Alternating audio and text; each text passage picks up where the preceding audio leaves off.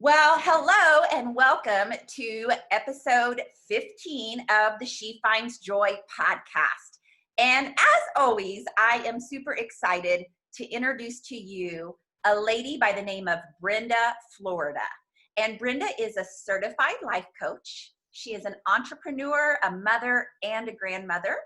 She's owned several businesses before becoming a life coach. And she is very passionate about helping others achieve the lives they long for.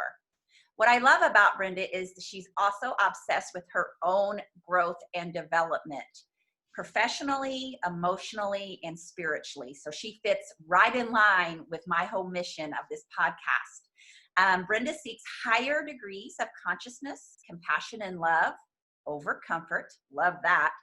And for the past year, she has lived get this, you guys, location-free lifestyle, working from wherever she is.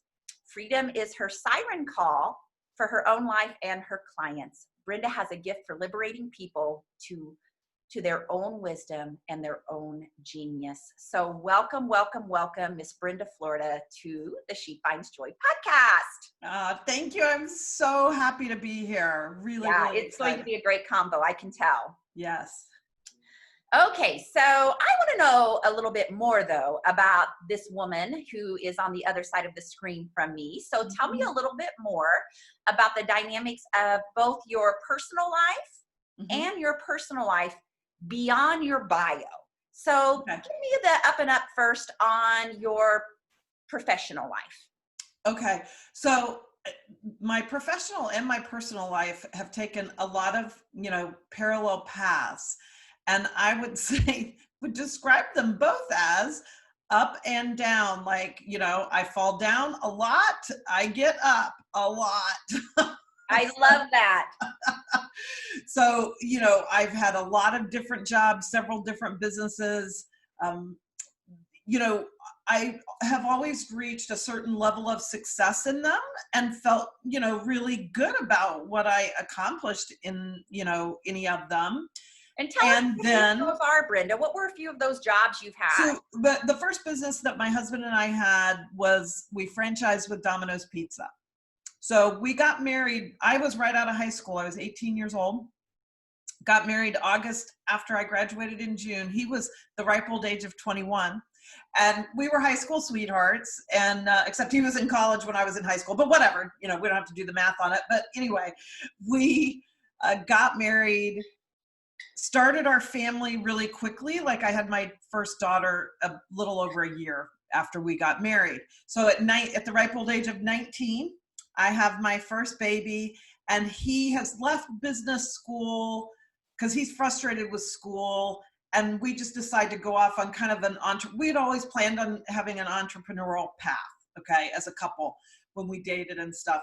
And so he was just like, hey, business degree is not going to help that much. Let's just go do something. So at the time, this was early 80s, like 1980, Domino's Pizza was growing incredibly rapidly. And they were offering franchise opportunities without franchise fees, which is really unheard of. And so, he went to work at a local, store and then got promoted to supervise, whatever, because we just had a plan. Because if he was a area supervisor, we could franchise an area of stores instead of a single store. So that's what we wanted. So anyway, we do that. We have one baby. We have another baby.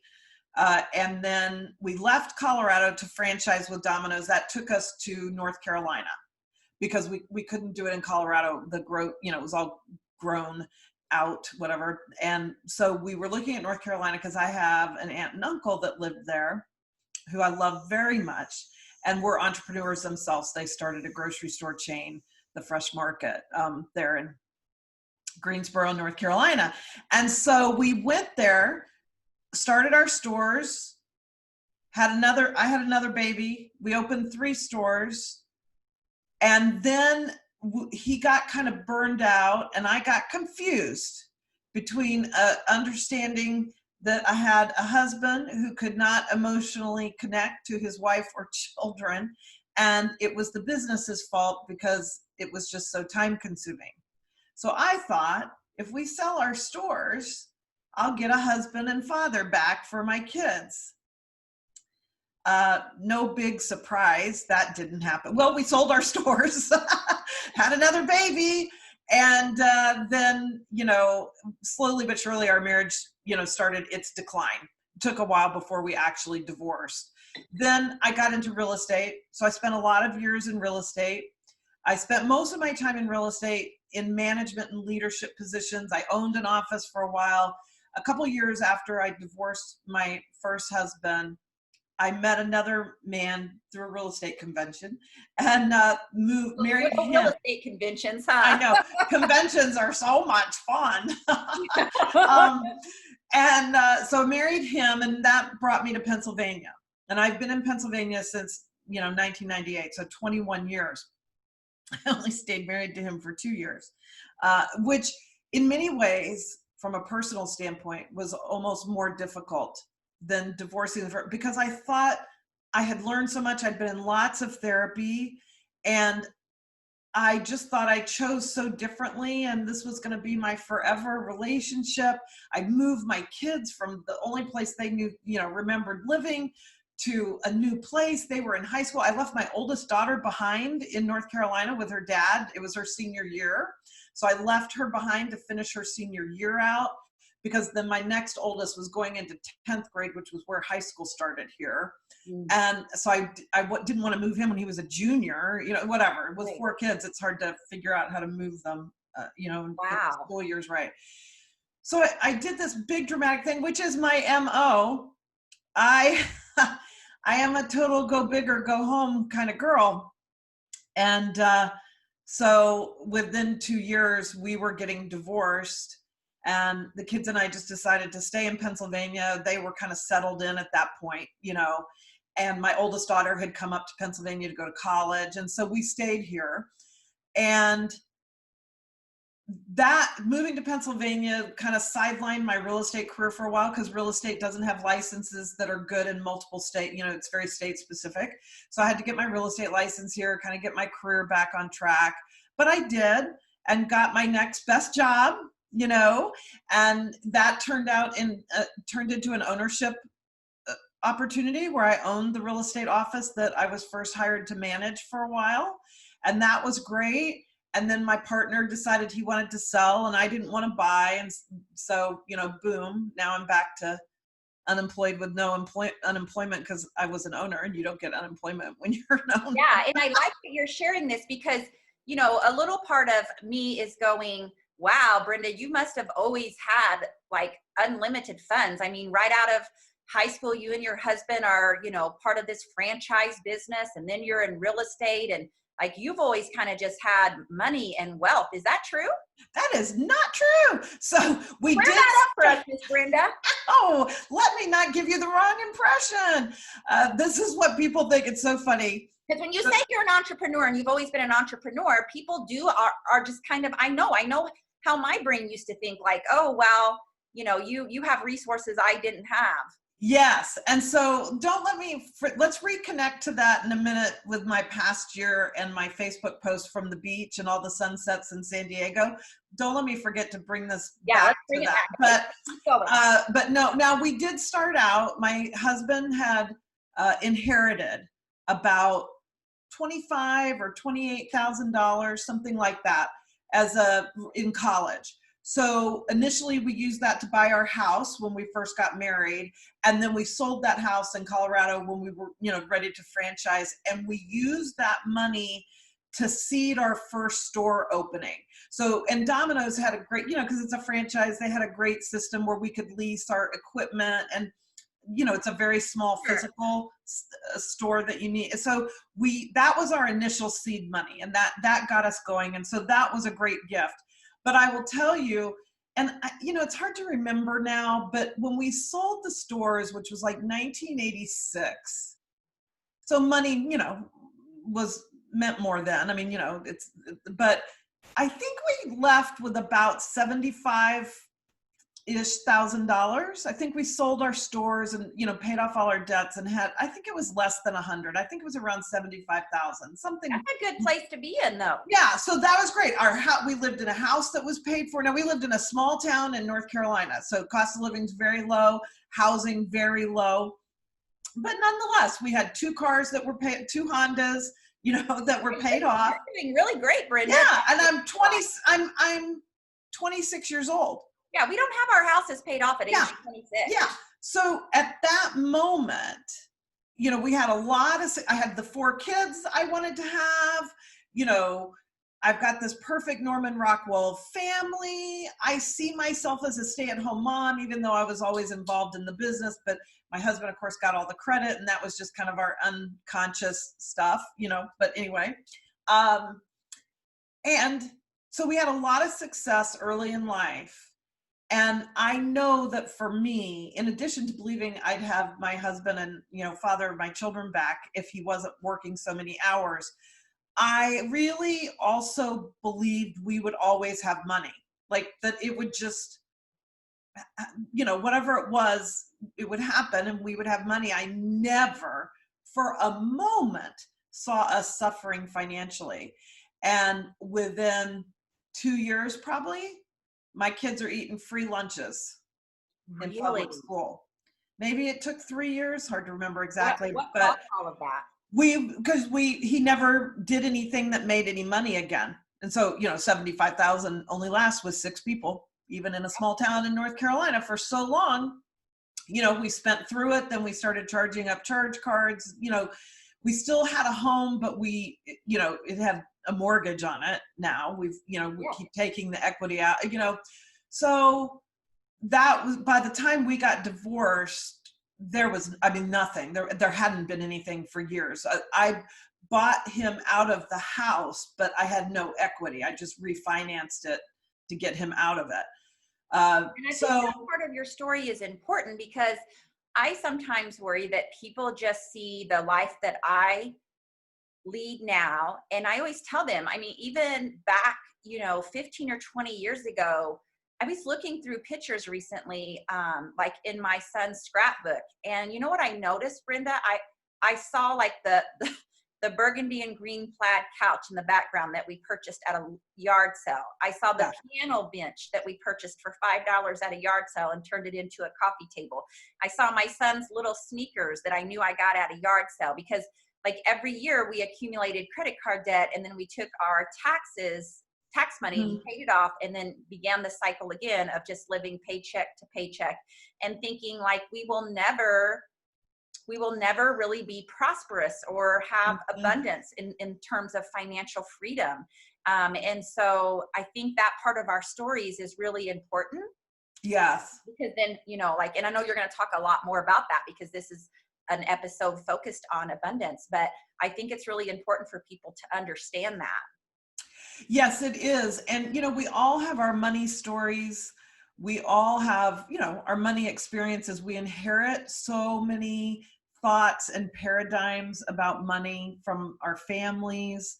I had so much shame around money, and yet I wanted money so badly. And so now a lot of that at this point was unconscious to me. I really didn't get really aware of that until I was in my 40s. But so, no wonder it's kind of wreaking havoc with me. And I'm not going to say it's not still, but it's just the journey with it's completely different for me now. So, I just have financially and professionally, I just have these ups and downs. I'm an owner of an office. We're making good money. I'm traveling a lot for work. I'm having amazing experiences. I've left my second husband. The kids are fine. We're doing great. And then coach now? No, I'm not a coach yet. I was still in just in real estate. Oh, you were at that time. You were still at that time. I was in real estate, and then my partner wants to sell the stores, and boom, I'm out of a job. I got to go find a job. I had never saved much money. My oldest daughter was getting married. I just spent whatever I spent, $10,000 or something on her wedding. Now the funny thing is, especially in contrast to what you just said about yourself and your own story, even though I had a lot of downs financially, I have always believed I would be wealthy. Now, yes. And so that happened for me, Brenda, when someone got me laid in my lap the book, The Law of Attraction. Uh-huh. And from that moment on, all of my money mindset stories I told myself, which was this very narrow box, like, I'm a school teacher. I'm never going to make a lot of money. Yeah. And my husband and I, it's not like we came from wealth. We were raised by good, solid families, but there's no extra money there. And, I was telling my dad just recently, I'm like, do you know how many times I heard like, well, there's starving people in Right. Ethiopia, Kim, so eat everything on your plate, or money doesn't grow on trees. And Yep. all of that stuff, really, it becomes our money story until I read that book. And then I literally began to co-create a very different life that had no limits on what Yes. this girl or my husband and I could create together. And I think what you're talking about is so interesting. My son, just this weekend, we were purging his room. He was home from college. And he said, I don't know, Mom, I'm just having some weird thoughts right now about like money. I don't have good feelings around like money being spent on me. And I said, well, tell me more about that, Spencer. And he's like, well, I'm in college now and I just feel like you shouldn't have to. And so I really had to do some work with him and explain that like money is energy. And so we want to really retrain our brain not to have negative thoughts around that, and to know that we're worthy of abundance. We're worthy of all of that. We, and my job is to take care of you while you're in college, but yes, we want you to be self-sustaining at some point as well. And so, it's interesting to me that he has this little money story in his head about not being worthy maybe of receiving abundance. Yes, I think the worthiness, that may be was probably one of my biggest blocks for myself. And part of, if we want to think about what my life lessons were, what my soul's lessons have been, and sort of the why did my life take that kind of such an up and down path? I think a lot of it has been to drive me to the place where it's ultimately driven this year. So just to catch you up on the story a little bit. So I do well again after I get back into real estate after my partner sold the business. I do well again. I'm not owning a business, but I'm working for another real estate company. And then I go to work for the Trade Association for Real Estate. I do very well, and so money's coming in again. Now, I've always had a tendency to spend more than I make. Absolutely. Not a tendency, that's it. And part of it is because I always felt like, well, I'm just going to make more next month, next year, whatever. But that can where that could sound good or sound like I've got my money energy in a good place. It wasn't. It was still coming from fear, and it was coming from my own internal battle that I hadn't really come to terms with yet, or seen is a better way to say that, of this push and pull between my family believing in the nobility of poverty, right? Like for my family, anybody who was wealthy was really very suspect. They're probably cheating somebody, they're taking something from somebody else, that kind of thing. And so this idea of being, I won't say poor, we were never poor, but, middle class barely. That was like the noble sweet spot where all good Christians, we're supposed to be. Yes, yeah. Because if you want money, you're not a good spiritual person. If you're a desire for money. Yes. So I always had this. So that was part of my own unconscious kind of push-pull. And so the part of me that would be like, no, Mom, you're not right about that, would go buy another expensive handbag I couldn't pay cash for or whatever. I love beautiful things. I love expensive things, not because they're expensive, because they're gorgeous. But anyway, they do happen to be expensive. And so my spending was always sort of out of control. So when I'd hit one of my downs, I was down really fast because I hadn't built up any wealth. I hadn't even built up much savings. And so, that's just, anyway, so that, helps perpetuate that roller coaster. So I got into a relationship where I lived with a guy for a couple of years. This was I left that relationship 5.5 years ago. And so I also have a tendency to be with emotionally abusive men in this glamorous life I live. Yeah. So, and nobody would think that because I'm so, seem You're very like vibrant and yes. And I am now. I wasn't in my first marriage. I mean, I'm vibrant because I'm just an outgoing, fun person.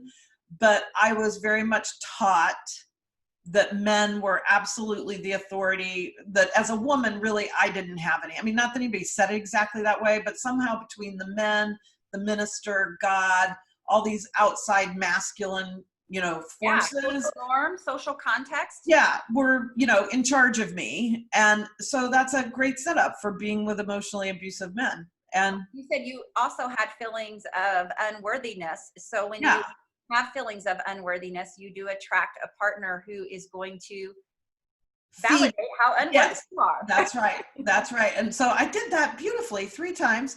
So when but the good news for me is that when I realize that that's where I'm out. Like, I don't care, all 3 of these guys, I was basically broke when I left them, and it didn't matter. Like, once I realize what's happened and I wake up to what I've done to my, so to speak, not taking responsibility for how they've treated me, but that I've, put myself in this relationship, I am out. And all 3 times I was not in a good place professionally. And this last one was when I was in coach training. So I was in my coach training and I was unhappy in my job. I had a good job then, but anyway, I was unhappy in it. And so he had encouraged me not encouraged me, but supported me. I wanted to quit my job and just be in coach training. Okay. And then start my practice. And so he supported me in leaving my job. I had 6 more months in coach training. And then, getting my practice started, that he would support me, till I got things going again. So to me, that was just like heaven. Okay. So I had a little bit of money saved, but not a lot. And a few months later, he did something very abusive, emotionally, sexually. And I was just like, oh, holy smokes. I've done it again. Like with that one, I had seen so many red flags that I dismissed, that once he did this ridiculous thing, and that we can talk about that in another episode if you want, because I love talking about sex and sexuality and how we can evolve that way and how it can really be the actual gateway to our emotional and spiritual growth. But that's kind of another topic. No, I love that topic. Yeah. That one another time. Yeah. And so I left him. Again, I'm not even done training. I have a little bit of money in savings. I was living in his house. I have nowhere to live, so it was just another start over again. And then I got another good job in real estate about 9 months later and did well there for a few years, and then made my plan to quit real estate and get into do my coaching full time. And how long have you been doing that? So that was June, a year and a half ago, basically. So I've been full time for about 18 months. And, it's been the best of times and the worst of times, I guess we could, say. I mean, being an entrepreneur certainly is not for the faint of heart. No, and I don't think anybody tells us that, Brenda. I know. I'm like, I tell people there are times when I'm like, holy smokes, I just secured a $7,500 gig to stand on a stage for an hour and talk. And then 3 months later, I'm laying on my office floor crying, thinking that like my business has gone to hell and nobody can hire me and I don't know how I'm going to pay the bills. Yes. Yes, exactly. And, you don't want to, so I always have this little bit of a struggle so I value authenticity as much as freedom. Okay. Because you can't be free if you're not authentic. Right. So it's very important to me in my practice and in my, my sort of public, persona. It's not really a persona, it's me, but in the way I present myself publicly and on social media and everything, to be really authentic. Okay. But it's kind of hard when you're a life coach. Well, And, it is. Yeah, because you're not sure how you're going to pay the bills tomorrow or something, to be like, I don't really want to go on and exactly say that, but right. so it kind of, probably that juxtaposition, and the fact that so when I spiraled down financially in my business, because I didn't have enough clients, wasn't making enough money. And you did that within the last year, right? Yes, yes. Um, and again, no backup. I mean, no, that's not true. I had $10,000 saved. Like, that seems to be my number that keeps coming up over my life. $10,000 saved.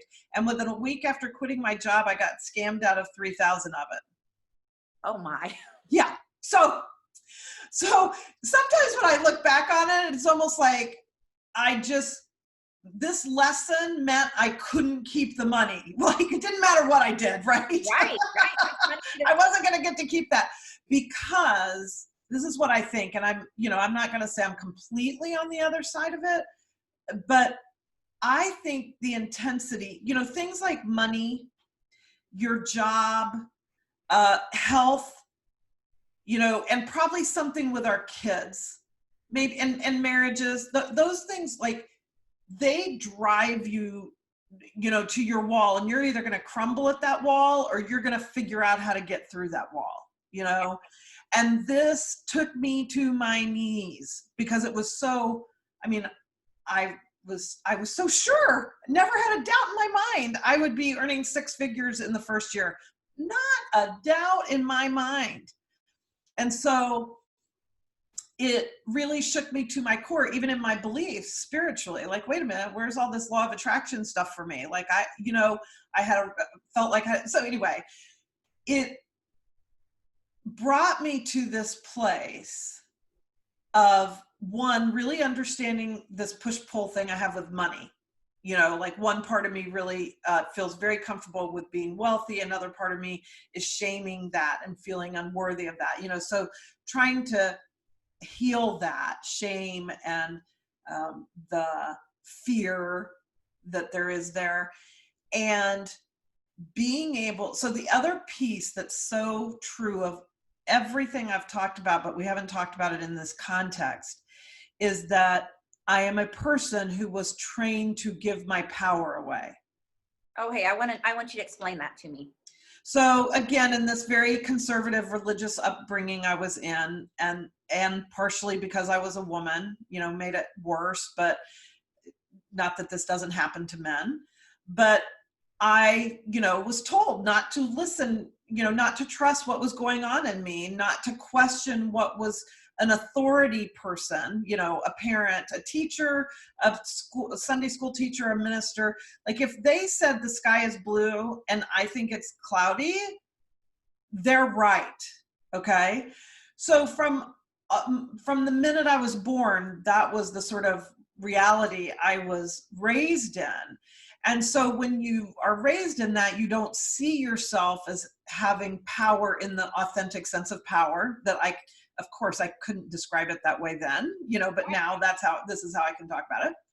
And you give your power away to anything and anybody outside of you. And so always, at least since I left my second husband, bringing myself back into my own power has been a huge part of my spiritual journey.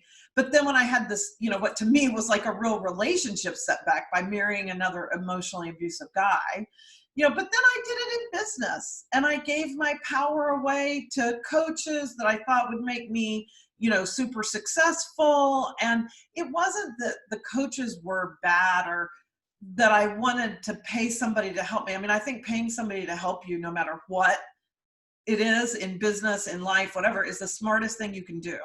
I wouldn't be a coach if I didn't.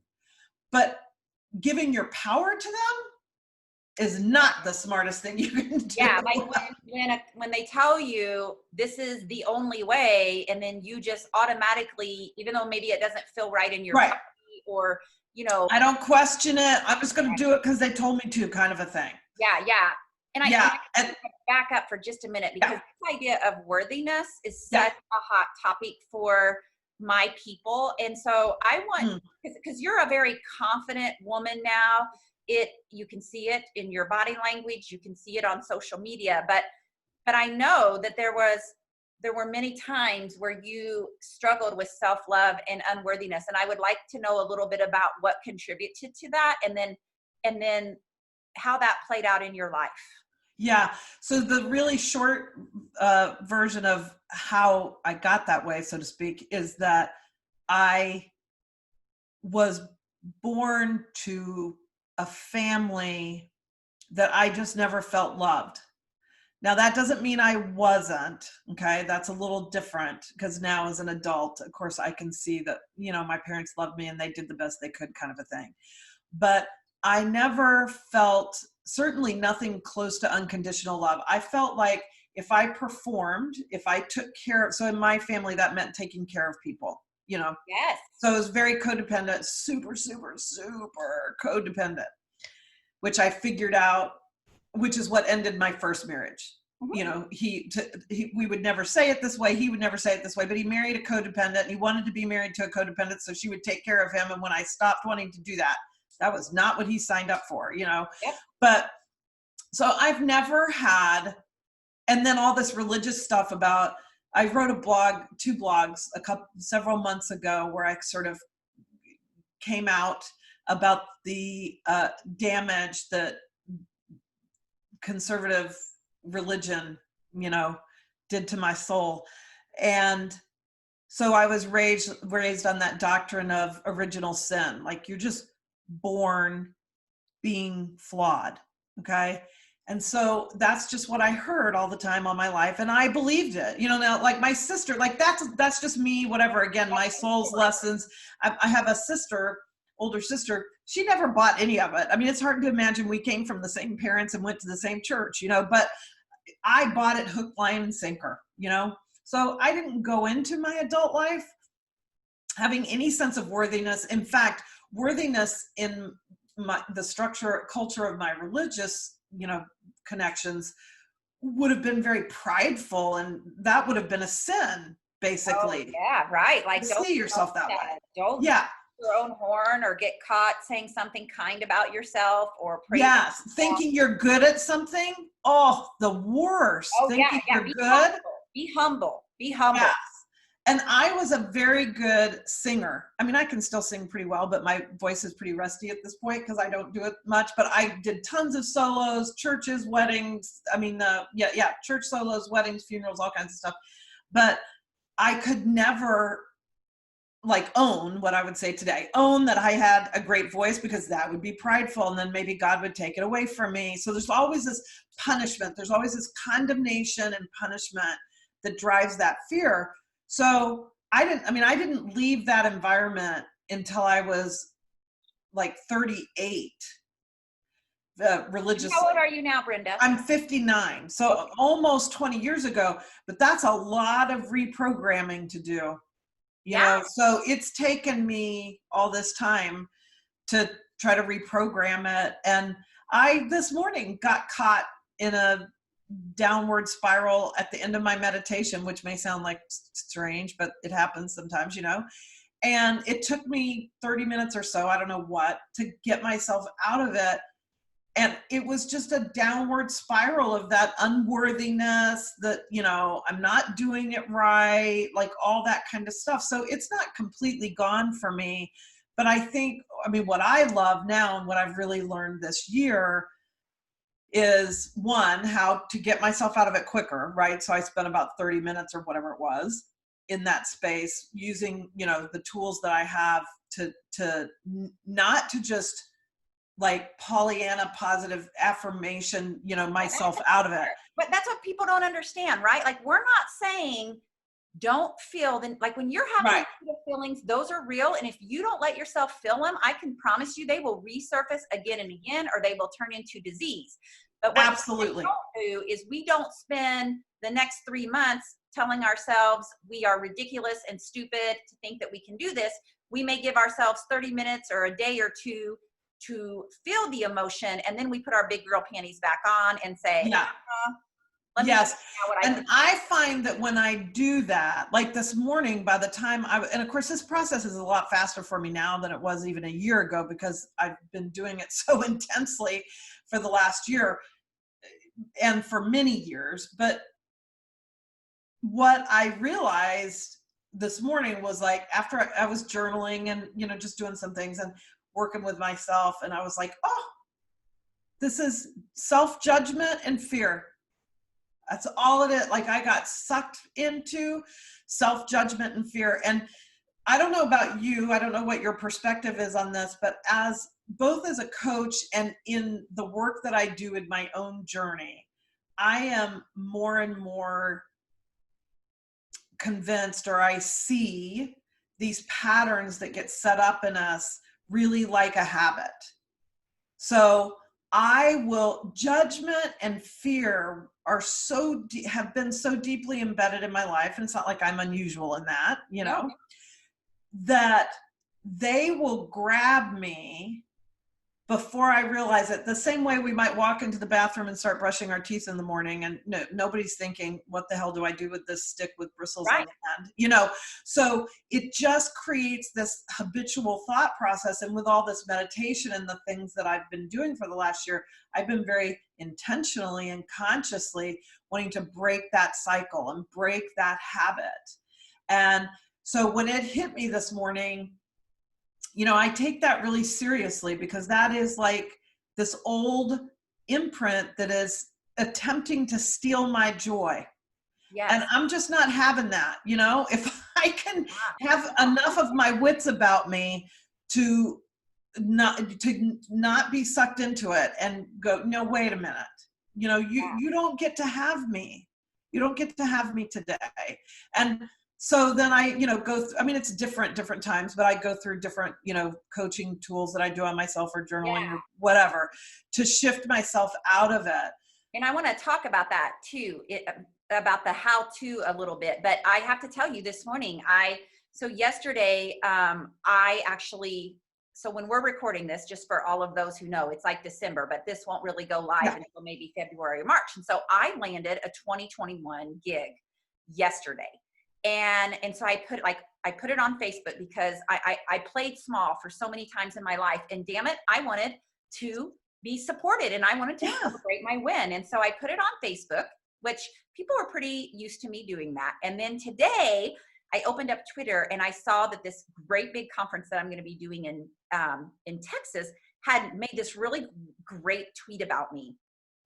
So, one of what we do as entrepreneurs is we have to share and kind of create the clout for our businesses, right? Like, people need to know these are the kind of stages I'm getting on, so that is also not just a personal post, but that is me being a businesswoman post. Of course. And so I posted it this morning, and then all of a sudden those old tapes of like, okay, Kim, don't be braggy, and don't be too big, and don't be too shiny. And then I was like, yes. Oh, everybody on social media is going to be like, oh, there's Miss Braggy Kim. Yesterday she did a post, and there she is, just tooting her horn again. And so you know what I did, Brenda? Then I was like, oh, wait a minute. I better add some. So I went back and I edited it, and I said something like, just so you know, this is why I share my wins and my struggles, because, I want to give women the permission to know that it's okay to let their light shine. Now, that is a true statement. But the problem is, Brenda, is that I didn't do that for me. I did that because there's still this little part of me that is like, oh, well, you don't want women or anybody being like, oh, there's braggy Kim. Yes. How badass she is again. And what I want to get to, Brenda, is I want to get to the point where I'm like, yep, there I am, big and badass. Yep, exactly right. Oh, me too. So, I did a lot of, because you asked me about confidence and because women are stuck, Brenda. What can my listeners do that's going to help them? Well, I do. So, just so you know, I spent much of my adult life in my careers in the imposter syndrome, feeling like I was totally faking it and terrified that somebody was going to figure out that I really didn't know what I was doing. Okay. Oh, for sure. Okay. By the way, we want our listeners to know that is completely normal. It is completely normal. And I'm almost starting to see the imposter syndrome the way I see narcissism from the standpoint of, if you think you are, that's proof you're not. Because no narcissist is thinking they're a narcissist. Am I a narcissist? Oh, I feel like I'm a narcissist. And no narcissist is thinking that. And so when you are thinking, I'm being an imposter, I don't really know what I'm doing, it's because you know exactly what you're doing. And otherwise, you would be in such ignorance, you wouldn't even be wondering if you were having imposter syndrome. Yeah, and I want to explain this. So imposter syndrome is something that women struggle with very much. And it's this idea that, okay, for example, when I started calling myself a happiness coach, I was like, okay, like, how can I call myself a happiness coach when there's times when I still get sad or depressed or upset or stressed? Like, I'm a total fraud. I'm going to step on this stage and I'm going to wow this crowd. And 2 months ago, I was having a relapse of whatever, panic disorder, and couldn't, struggle to walk to my melt. Like, I'm this is crazy. This is me totally tricking everybody out. I am not at all who I think I am. That's what imposter syndrome is. Yeah. That keeps us, right? Like, if you're going to start a photography business and you're like, who am I to think that I could become a professional photographer? Or who am I to think that I could create a business? That's just a silly idea. I'm not good enough. And that is what prevents us from going forward. And so we just have to talk back to that voice. Yeah. Worst question ever. Who am I? Or who do you think you are? Yes. It's and as soon as it comes up, so one of the things I like to remind myself, and I learned this from Martha Beck, that's who I was trained. I'm a Martha Beck certified coach. So I was trained by Martha and her team of, teachers and coaches. And one of the things she says is that the truth is never stressful, and stress is never the truth. Let's say that again. So truth is never stressful, and stress is never the truth. So when we hear that, who do I think I am? Or you get that stress of, oh my gosh, somebody's going to think I'm Miss, braggy pants, and I need to go tone myself down on that post, or, get an angle on it so it looks a little more benevolent, And I'm sure there was stress involved. Yeah.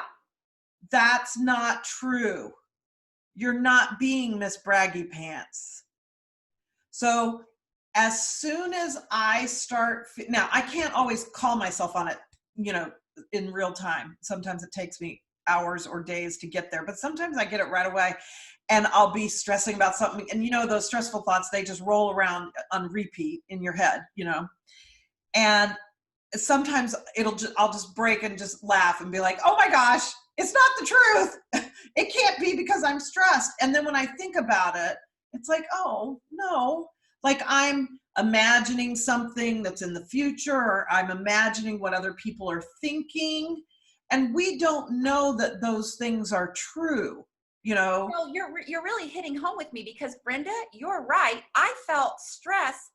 And the reason I felt stress is because my intention for sharing that was, please know that you don't have to limit your potential. Like, it's not to have everybody say, great job, Kim. I mean, that's great. I love knowing that people supporting me, but like, my intention is so that you know that it's possible for you too.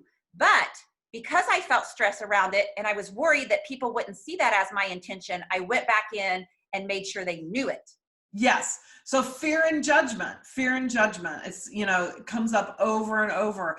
And so and one of my favorite things, so I also love the work of Byron Katie. Are you familiar? Yeah, I read Byron Katie. Yeah. So I love her work. And as Martha Beck coaches, we're trained in her process called The Work. And I sort of have my own adaptation of it. That is a program I call Think Your Way to Success. And it's a digital program, videos and work in a worksheet, where I take you through this process. And, the first question is it true? Like, so when you have, or, I'm having my thoughts this morning were all around sort of, I must be doing something wrong, right? Like the easiest thing in life when whether it's your business or your health or your finances or a relationship, whatever, isn't going smoothly, to start thinking, oh, I must be doing something wrong. As if we could always be doing something right and we would never have any bumps in the road, which is a silly thought because that's not realistic. But anyway, we all tend to interpret it that way. So I spun off in this, well, I must be doing something wrong. What is it? I got to figure out what is it, you know, and my brain goes 100 miles an hour. And so I must be doing something wrong. And the first question is it true? And you can only answer yes or no. So this is meant to sort of stop your brain from that really fast habitual thinking and go, now, wait a minute, I'm doing something wrong. Okay, so maybe whatever your thing is for everybody listening, maybe you just had a terrible fight with your spouse. Maybe you don't have the money to pay the bills next week. Maybe one of your kids, you know, is in trouble in some way. Like, yes, you know, life has hard shit. Can I swear? I did. Yeah. Okay. Wow, I should have asked that before we started. Okay. Yeah, we can go talk here. Okay, good. You know, and so that's real. But my thought that is, I must be doing something wrong, is that true? Well, how can I know that's true? How can I say yes?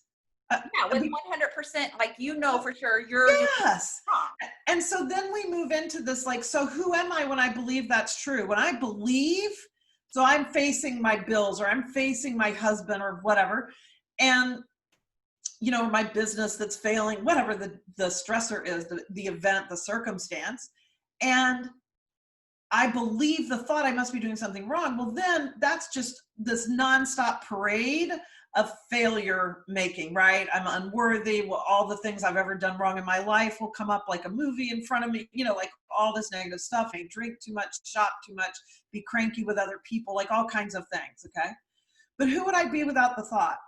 So this is the freedom. And this is why I say, you know, in my bio that I wrote for you, that I like to liberate people to their own wisdom, because I don't have anything, what I've done in my life isn't your life, right? But what I've learned to do is to liberate myself and liberate other people, you know, me into my wisdom, you into yours. And so I have nothing to teach you, so to speak, whatever, you know, I mean, you could say I teach people tools to use, but that's it, you know. And because when you get to who would I be without that thought, and you leave that story, check the story at the door, and go back to the husband you're pissed at, or the job you hate, or, you know, to pay your bills that you don't have the money for. We're not sugarcoating that we all have circumstances in our lives that suck and are really hard.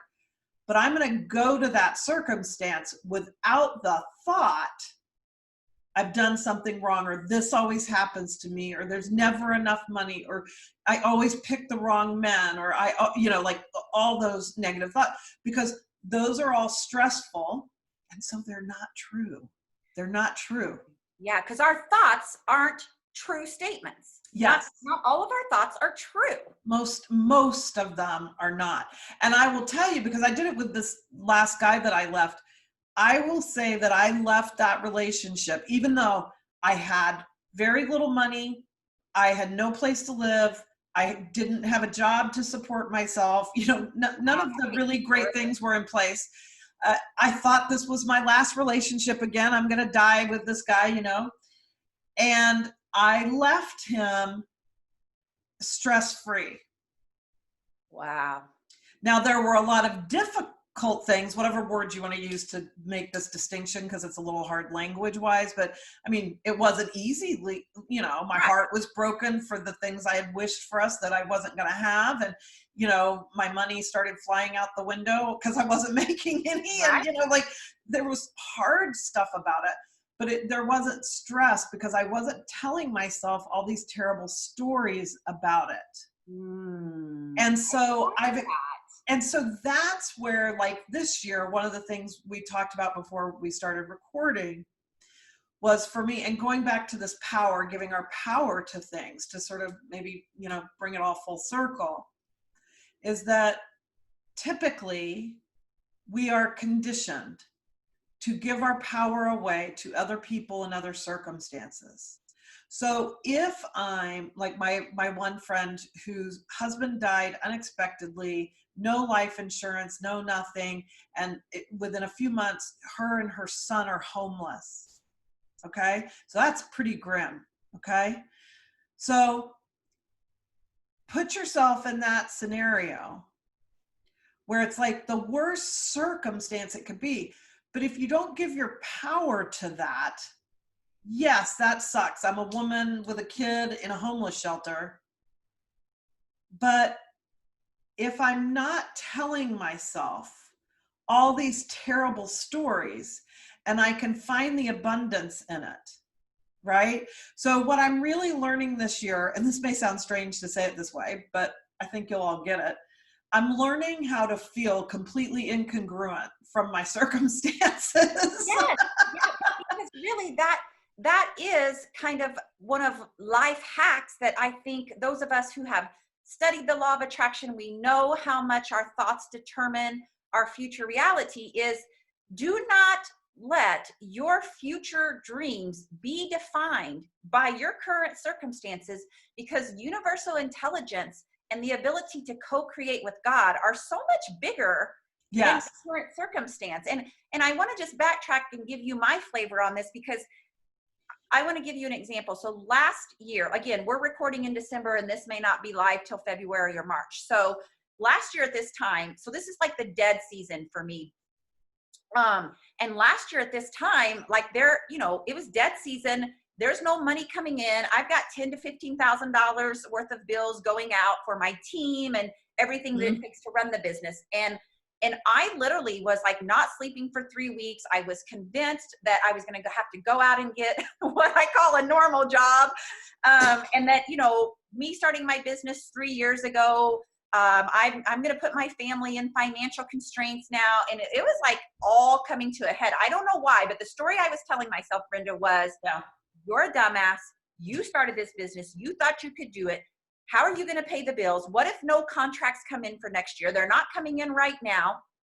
And I was in 3 weeks of just like sickness. Okay. And then of course, as it happens every year, it just waxes and wanes. All the contracts come in. I end up doing better in 2019 than I did in 2018. So here I am again in the fourth quarter, right? Right now, I mean, I did 28 gigs in August. That was a great month, Yeah, I banked some money, but I mean, there's not money coming in the door right now. This is my dead season and I will still have to pay the bills. But what is different about Kim Strobel this year is that I have taken control of my thoughts. I'm like, oh, okay, well, Strobel, you go through this every year. And let's be honest, you have strong evidence. You know your value. You know that the bookings will come in January and February and March like they normally do. And so I'm not on that downward spiral. Yes. I'm more in that like art of allowing. And my husband just said last night, he's like, there's a big difference in how you're handling this year compared to last year. Like I can't have Kim Strobel having her exaggerated downward spiral meltdown every December. Yes. That's awesome. And it's the perfect example because, and again, I don't want anybody to confuse that I'm suggesting denial of how we feel. Like you have to, feel what you feel and take some time to do that. But there's somewhere there, then it shifts into getting kind of sucked into it or being identified as it. And that's what happens when we give our power over to something. Then if I'm in a bad financial position, I lost my job, my business is failing, whatever, suddenly, if that has the power in my life, it becomes who we are, right? Yeah. And once something becomes who we are, it's controlling us. And so the most liberating, free thing in the world is to know that you don't have to be controlled or identified by what circumstances are happening in your life. I love that. And I think our listeners, please say that one more time, because this is really a powerful statement. All right. So I'm sure I won't say it the same way, but when you're owning your own power, your circumstances can be whatever they are. They can be terrible. Okay. And this goes both ways though, I will say. Terrible, fantastic, it doesn't matter. If the only way you can feel good about yourself is to have a fantastic circumstance, it's in control. It just is not as hurtful as a horrible circumstance. But it's the same difference. So if, my car is being repossessed, my business went under, I'm filing bankruptcy, my kid's a drug addict, like whatever a difficult circumstance is, if that's owning you, it has its power. If there's a part of you that's identifying yourself as, yeah, I'm broke, I'm the mother of this, screwed up kid, I'm a failure in my marriage, I'm a loser professionally, like whatever it is, then that's owning you. And so there's no freedom in that. There's no freedom at all in that. You're trapped in that. And so when we can say, okay, yeah, I've got a kid with a drug problem, I lost my job, they repossessed my car, my business went under, and that's not who I am. Those are things that are happening around me, but it's not who I am. I am love. I am abundance. I am creativity. This is a really difficult time, and I'm going to come out of it because that's who I am. Yeah. I'm going to learn stuff that I'll take with me the rest of my life that'll make me so much better at everything that I do from here on out. And then you have the power, then you have the freedom of having that power yourself and not letting those things define you. I love that. I think that is a great way to circle back to all things that we've talked about today, because this is really important. This is something that I think gives people relief when we start to really understand that we are not defined by our circumstances, and that your potential is not based on your current abilities, situations, circumstances, experiences. Yes. And when you can hold that higher vision and that higher dream, then that is you stepping into your authentic power and understanding you are way more than any of these circumstances. You are a vibrant, for me, I know, I question myself. That's one of my questions right now. Like, who am I? Right? Mm-hmm. Who am I? Because I'm way more than a happiness coach, and I'm way more than a mama to an amazing, young man, and I'm more than a wife. And, like, there are so many layers to who I am that are not based on my current circumstances or even the roles that I play. And so I love that. And I love that you have been vulnerable with us to just say, hey, this is the up and down of my life. And each time, we kind of reemerge. We do the damn work, and then we reemerge as a better version of ourselves. Will we still fall off the ladder at times or have bad things? Of course, this is life. Right. But we have a set of tools. And so tell me, to begin to wrap this up, tell me where people can find you, Brenda, connect with you, because for anybody who's listening to this episode and this has really resonated with them, where can they find Brenda Florida? Yeah. So my website is brendaflorida.com. So I'm lucky enough to have an easy name to both spell and remember. So everything has my name in it. So I'm brendaflorida.com. You can email me at brenda@brendaflorida.com. I have a private Facebook group. My tagline for my business is Live Lavishly. I love that. Yeah, thank you. I love it too. It says, and that means everything we've talked about, that's what living lavishly is about. And so I have a private Facebook group that is Live Lavishly, the Art of Sustainable Transformation. I'm on Facebook. I love that, because I'm all about sustainable transformation, right? Like, I don't want, even for my clients, like, I don't want you just to have a great session and then 3 weeks later be no better off, be right back to the same thing.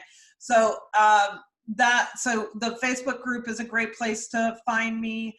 I have the gift I'd like to give your listeners. Oh, wow. I think Yes. The easiest way for them to do this is just to email me and ask for it. And don't worry about how you word your email. You can say, give me the free stuff. But it is this program, Think Your Way to Success.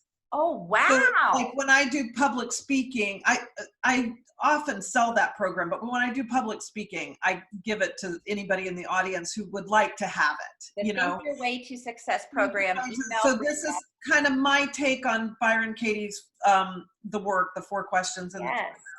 And so it's just an easy digital program. I'll just send you an email with the link in it. And so anybody who wants that, I'd love to share that too, I guess. How about that? Can we put the link in the show notes?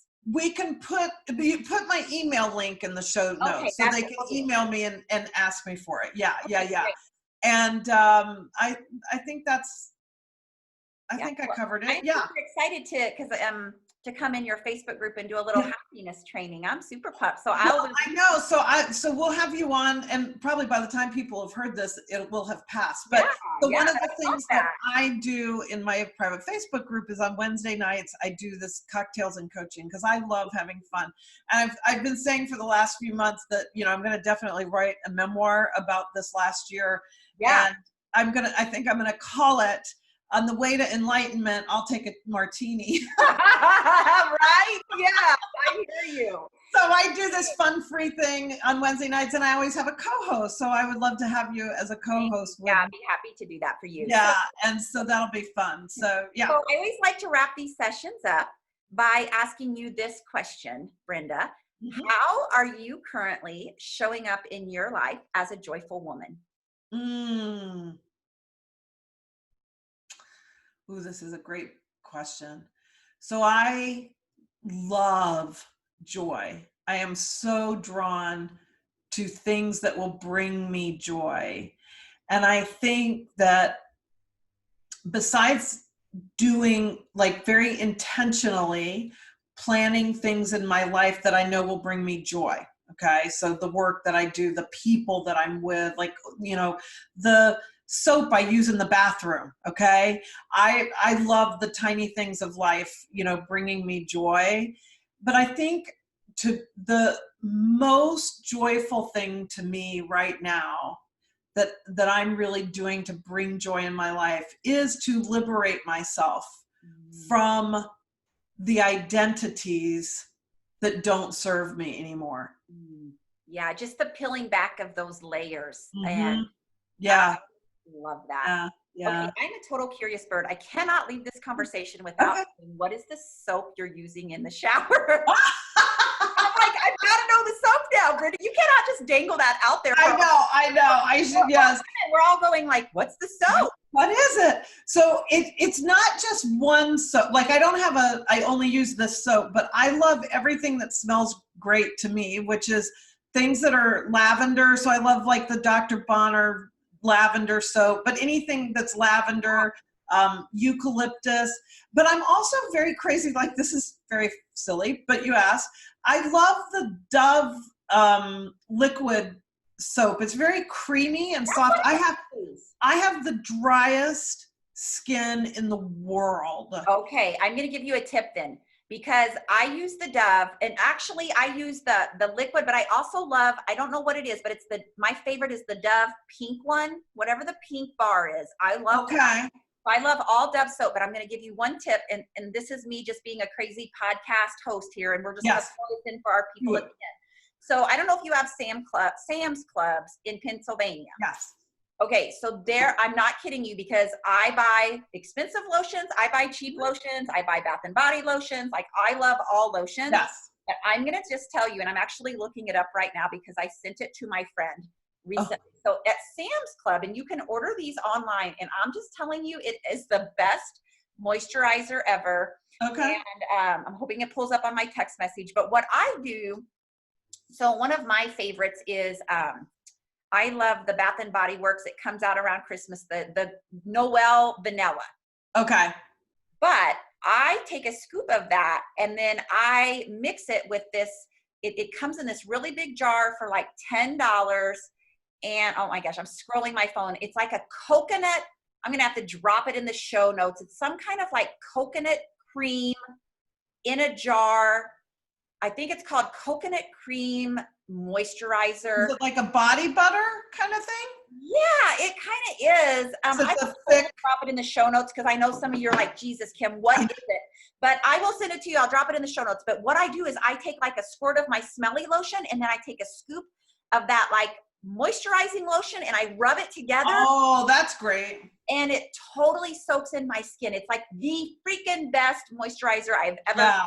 Yeah, because sometimes smelly ones are not the best moisturizing. They're not. But I love the smell. Yeah. So I am a lotion freak. It's great. Yeah, we can talk about that forever too. So there's our little squirrel moment. Brenda drops my favorite soap and then she leaves us hanging, and that's the conversation. But hey, we do real talk on this podcast. And that's right. Again, thank you so much, Brenda. Loved having you as a guest. Glad that you shared both your vulnerability, but also how we can all reach for way more levels of abundance in our life. Absolutely. It was my pleasure to be here.